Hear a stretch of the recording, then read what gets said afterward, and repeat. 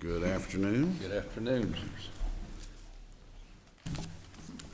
My name's Todd East. I'm from the Kingsport Bar, and if I may reserve whatever time I don't use for rebuttal, if you can ask it that way. All right, thank you, Mr. East. And if not, 5 minutes should be fine. All right, why don't we set it at 5 minutes and we'll go from there. Be good. Well, you get a client come in and say, Todd, I'd like you to represent me in criminal court. I've got this little water problem coming up, and this is in late May of 22. And I said, well, Mike, I'd be happy to. When's your court appearance? Well, we got to go to court June 10th. Okay, so we go up to court and file a motion for discovery. Wait on the discovery and go back. About a month later, my client comes in and says, Todd, I want you to look at these papers I've got. And I look at them, and it's a letter dated June of 21. And I think, well, that's odd. That letter from the state, about a year old, setting the matter for a summary judgment hearing in July of 22. Threw me off a little bit. So I didn't think there was any big rush on the other stuff he brought me. After he left, kind of looked over a little bit, saw what it was. Well, it was a civil matter that was what I deemed very parallel to the criminal matter. And so I looked at it, read through the documents, and tried to find out what it was about. And so I called Miss Emily Vann, who was the state's attorney at that time, and said, hey, I represent Mr. Bailey in this criminal matter in Sullivan County, and I understand there's a civil matter also filed. And it looks like he got a letter about a year ago that's got this thing set for summary judgment. And I thought, that's pretty good docket control, scheduling something a year out, but it was a typo. It should have been year of 22, but it threw me off for a little bit. Well, I talked to Miss Vann, and she said there's a hearing set July 29th. And I had just filed an appearance on July 22nd on a Thursday. In the civil case? In the civil case. And then realized that the summary judgment was scheduled for that next Friday. And so I filed a motion to continue because very candidly, I didn't know anything about the civil case and very, very little about the criminal case because I hadn't received the discovery at that time. So the written motion for continuance in this case, how long was sought in the written motion? Well, what I put in there was to continue it until the criminal matter was concluded. However, when we had the oral arguments, only thing I asked for until I could use the language, get my arms around it, because I was asked to tell a client, well, you got to answer this summary judgment, but if I mess up and I don't know enough about your criminal case, you could go to jail for 42 years. He had 21 counts, each Class E felonies, carries 1 to 2 years, and I thought, I need to ask a continuance before I get myself in a jam and my client in a worse jam for trying to file something that might come back and get it. Even OJ got to do the civil matter first. Counsel, did you clarify at all for the trial court how long? I mean, I understand that orally you're saying I told the judge I really only need until I can get my arms around this, my hands around this case. Did you clarify how long that was? I mean, I did not, because I didn't have enough specifics about the civil case about what it was. I said I don't need long, just long enough to get my arms around it. I did not say I don't need a month, 2 months. At that point, I had no knowledge, very limited knowledge about the civil matter. The summary judgment, she, declined to grant my summary judgment, which in essence is almost $1 million fine for my client under the civil matter. So we're looking at one respect is he's faced with 42 years in the criminal matter if we put something wrong in the pleadings, versus just almost $1 million fine because we're getting a default judgment in essence on the summary judgment. As part of your argument on appeal, advancing the contention where there's really no harm from delay in this case, that isn't the state though taking the position that your client is continuing to violate the temporary injunction, that he wasn't adhering to the previous order, that and it's not as if he got the temporary injunction and then stopped doing what he was doing. Isn't that the continuing harm here of delay? Well, that was kind of an issue that came up in criminal court also, and it was addressed in the fashion that, not in the record, but he was trying to complete a fence in one area, and he thought he could do a fence, and that's why he was still on the property on many occasions. And yes, that's what the state was saying, is that, you know, he's continuing to be on the property. He's not on the property anymore. That's not a problem. You know, the TRO is the same, that it was already in place before the motion for continuance was filed. And so from the state standpoint, there was, you know, wasn't anything else, any prejudice to them. You weren't his first attorney in this matter. Did his first attorney raise any objection with regard to personal jurisdiction here? I know you're raising a personal jurisdiction argument also. Was there any? There have been no responsive pleadings filed, period. So there's no pleading. There's no pleading in this case. There's no motion. There's no argument that was advanced in any written document that raised personal jurisdiction as an issue before the trial court here. That has never made it before the trial court. The only appearance that she made was in the TRO hearing. And she didn't raise any issues, although there was discussion. There was a commissioner's order and it came down. It was never served on my client. The record's very clear, and it was served on a friend named Pam Nunley. Doesn't live with him, not his residence. That was asked by the lawyer before me, you know, is this proper service? Is that an issue that needs to be brought up? And that was it. I said, no, we've got good service. Totally disagree with it. But nothing was raised before the trial court? Nothing was raised. I did kind of bring it up in our argument. I know you're not supposed to bring up issues like that on appeal issue, but it deserves mentioning because it's in the record. She served clearly. You all can kind of address it, or we have to go back maybe on Rule 60 to try and challenge that if the continuance isn't granted. But it's clearly in the record, and no, it has never been litigated, and that was one of the issues that we would love to have the opportunity to address. Was the appearance by your predecessor counsel or your appearance, was there a special appearance made with outwaiving jurisdiction? The only pleading I filed was, you know, notice of appearance, so that they would address it in a motion to continue. And at that point, I wasn't in the case long enough to know anything about it. And so our position is no responsive pleadings would have been raised that would have entitled to waive that issue. We'd love to have the opportunity to address that, but that's not been addressed. And so the issue, you know, prejudice to the state or to my client under some of the things, this was the first motion for continuance that was filed. And review of a ruling on a motion to continue, what's the appropriate standard of review for this court in considering a trial court's ruling on? Well, there was a case that sets out a lot of the different items. No disrespect to my chancellor that heard it, but I think unreasonable under the circumstances would be the language that's cited in the case that we put in our brief. And I only mean that because if you've got somebody that's, and my client just sees the state of Tennessee civil criminal, it's the state of Tennessee trying to, you know, fine him or put him in jail. He doesn't see any difference in them. And,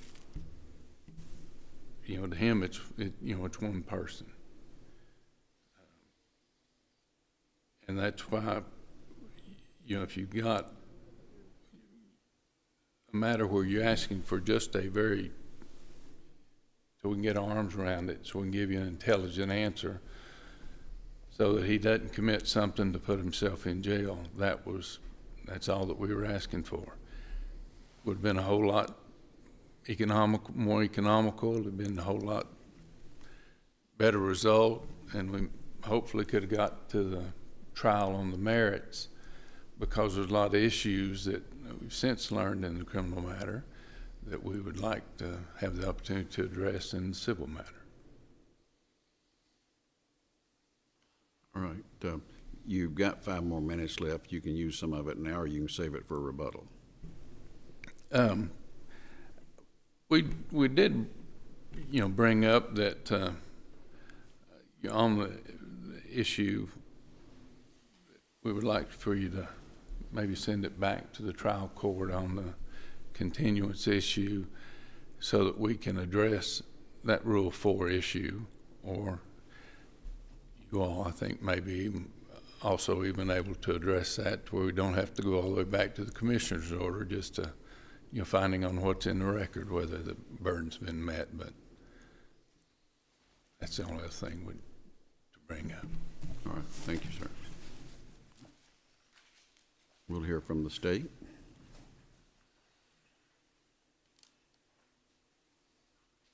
Good afternoon. Good afternoon, Your Honors. Elizabeth McCarter with the Tennessee Bar for the State Appellees. This case began technically in 2020 with an administrative enforcement order under the State Water Quality Act to try to address and correct the unpermitted construction activities of the appellant that were resulting in alterations of state waters and, by consequence, conditions of pollution in the same waters of the state. But I think it's important for context to remind the court that the regulatory efforts to get a handle on these activities actually began much earlier, in 2017, when the City of Kingsport attempted to get a handle on this by issuing notice of violation, a couple of cease and desist orders to the appellant to stop these activities that were impacting jurisdictional wetlands around and about the City of Kingsport. So, 2 years later, in 2019, those efforts yielded no regulatory results, so the state of Tennessee got involved through the Department of Environment and Conservation, issued its order and assessment with some hefty penalties, damages, and orders for corrective action. That was in 2020, and that order went down, it went final. It was never appealed. And under the Water Act, under the express provisions of the Water Act, that administrative order becomes technically a confession of judgment. So the matter was referred to the Attorney General's office. 2021, we initiated this civil judicial action in Chancery to enforce both the administrative order, but also to request additional penalties, damages, and injunctive relief, as we were entitled to do under the Act. Because in 2021, when we filed the action, as your honors have already noted, these construction activities were still ongoing and still impacting waters of the state. So 4 years down the road, this was going on, but at this point, no criminal proceeding had been initiated. Now, 1 year later, last year, the state decided to file for summary judgment to get some final closure on this matter in the civil context. And it was at that point, the state having already obtained a temporary injunction, which of course didn't seem to resolve the matter, the state determined it needed to get closure. But what I also forgot to mention is that 4 years after we filed the complaint in 2020, 4 months after we filed the complaint in 2021, we had to amend the complaint because the defendant's activities had resulted in a sewer line break in the City of Kingsport, which then got into the surrounding streams around and about Kingsport. So I hope Your Honor see the progression. This was going on for 5 years. And yes, criminal proceedings began in 2022.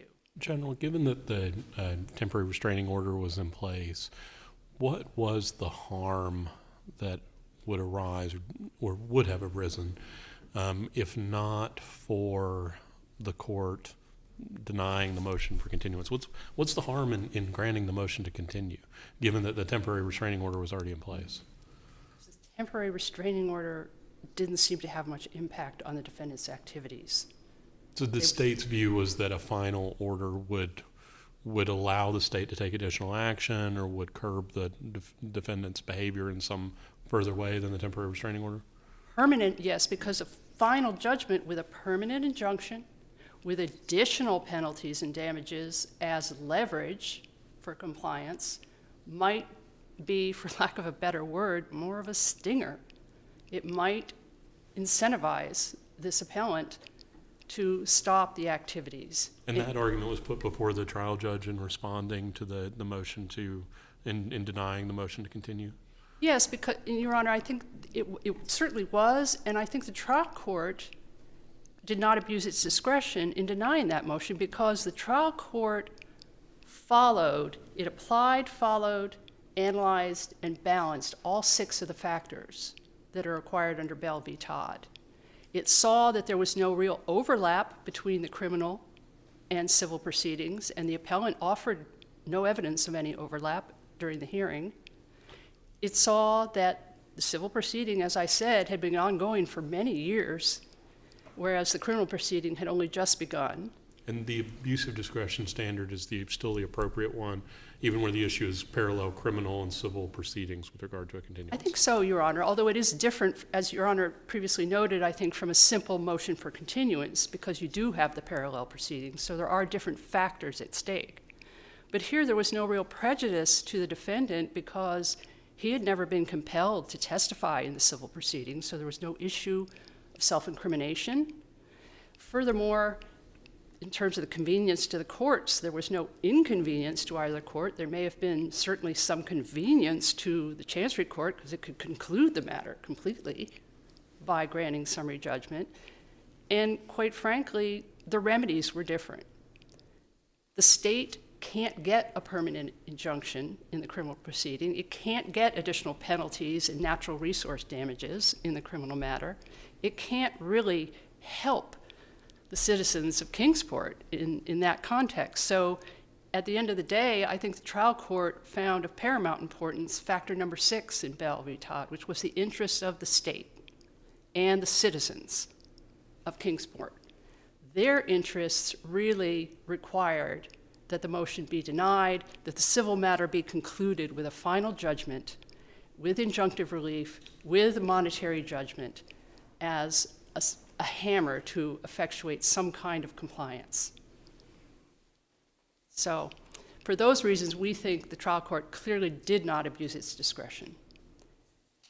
And with respect to the defense of, or the recent defense of lack of personal jurisdiction, we really think that's a non-starter.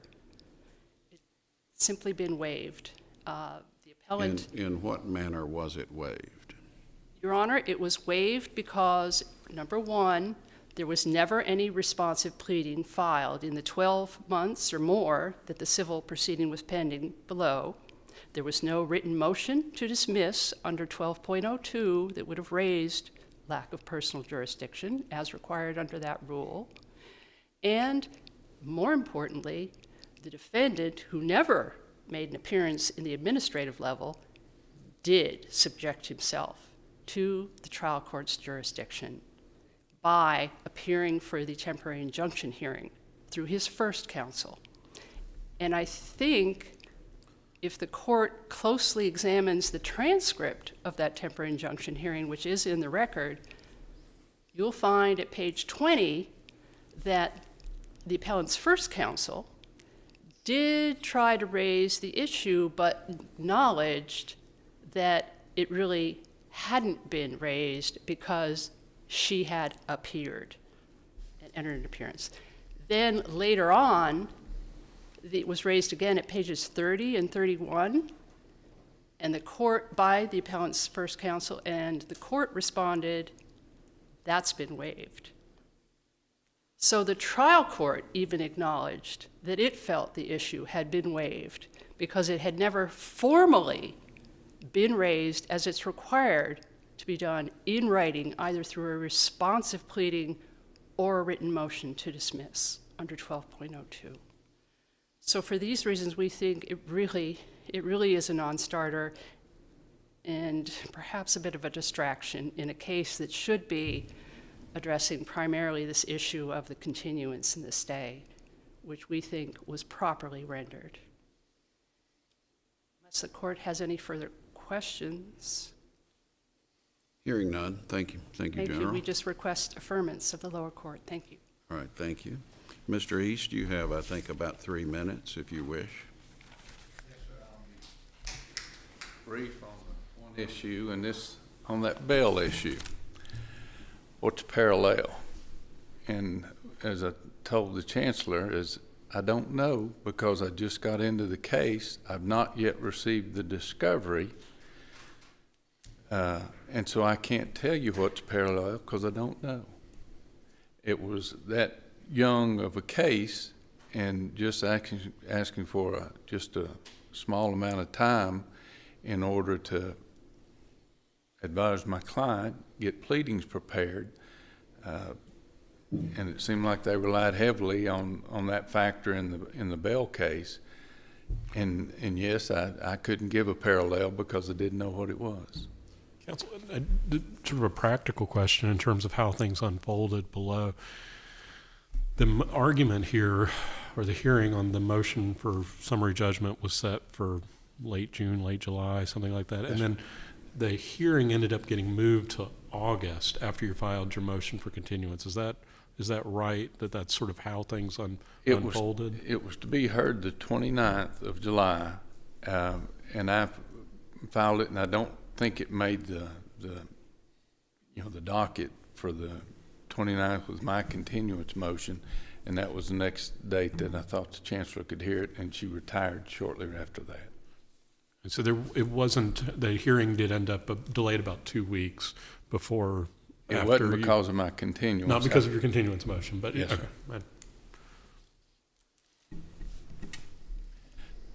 Any other questions? Hearing none. Thank you, sir. All right, thank you both for your arguments. We'll take this matter under advisement.